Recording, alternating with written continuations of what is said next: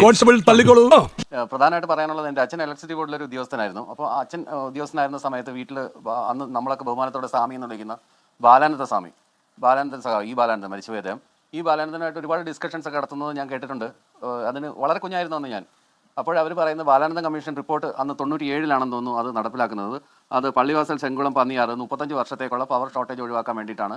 അപ്പോഴാണ് SNC Lavalin എന്ന് പറഞ്ഞിട്ടൊരു വലിയ വിവാദം കൊണ്ടുവരികയും എന്നിട്ട് no deliberate act nor any evil design എന്ന് CBI സ്പെഷ്യൽ ജഡ്ജ് രഘു അത് പ്രഖ്യാപിച്ചിട്ട് ഇപ്പോഴും അതിന്റെ പേരിൽ കേരളത്തിലെ മുഖ്യമന്ത്രി സഹ പിണറായി വിജയനെ വേട്ടയാടിക്കൊണ്ടിരിക്കുന്നത്. കേരളത്തിൽ കുറെ എന്താണ് പറയുന്ന പരിസ്ഥിതി തീവ്രവാദികളുണ്ട്. അങ്ങനെ തന്നെ യൂസ് ചെയ്യണം, പരിസ്ഥിതി തീവ്രവാദികൾ.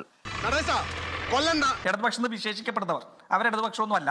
അതുകൊണ്ടാണ് ജയരാജൻ അങ്ങനെ പറയാൻ കഴിയും. ഒരു ഇടതുപക്ഷക്കാരനും ഒരു കമ്മ്യൂണിസ്റ്റിനും പരിസ്ഥിതിക്ക് വേണ്ടി വാദിക്കുന്നവരെ പരിസ്ഥിതി തീവ്രവാദികൾ എന്ന് വിളിക്കാൻ കഴിയില്ല.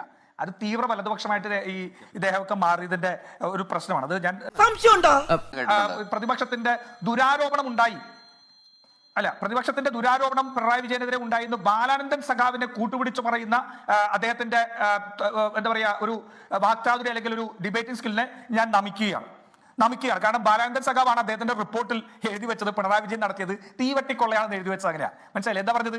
ഈ മാറ്റേണ്ട ഇല്ലാത്ത റീഫർബിഷ് ചെയ്ത് ഉപയോഗിക്കാവുന്ന മെഷീനുകൾ 100 കോടിക്ക് താഴെ തീർക്കാവുന്ന പദ്ധതി ഇത്തരത്തിൽ പുറത്തു കൊടുത്തുകൊണ്ട് വലിയ കൊള്ള നടത്തി എന്നുള്ളതിന്റെ സൂചനകൾ മുഴുവൻ കൊടുത്തത് ബാലാനന്ദൻ സഖാവിന്റെ റിപ്പോർട്ടാണ്. അദ്ദേഹത്തെ ഉപയോഗിച്ചുകൊണ്ട് പിണറായി വിജയന്റെ ലാവ്ലിൻ ആരോപണത്തിനെ ഡിഫെൻഡ് ചെയ്യണമെങ്കിലുള്ള ചർമ്മബലം കുറച്ചൊന്നും പോകും. കിട്ടേണ്ടതൊക്കെ കിട്ടിയല്ലോ, സമാധാനമായല്ലോ.